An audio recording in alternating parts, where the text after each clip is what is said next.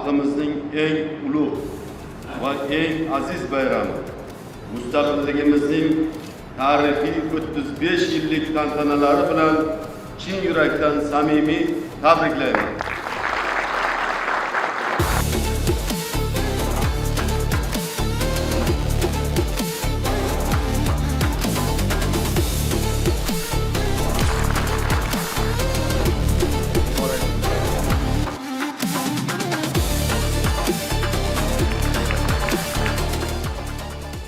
Mana shu 10 yillar ichida bizni mamlakatimizda mana shu tibbiyotga juda ham katta e'tibor berildi. Bundan keyin ham yaxshi mehnat qilib, bu ishonchlarni oqlashga prezidentimizga va'da beraman. Shu kunga yetishtirgan albatta prezidentimiz.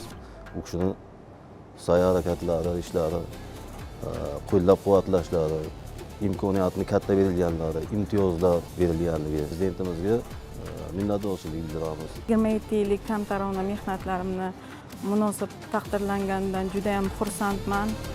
Sog'lom avlodni dunyoga kelishida fidokorona sadoqat bilan xizmat qilaman deb xalqimizga va'da beraman.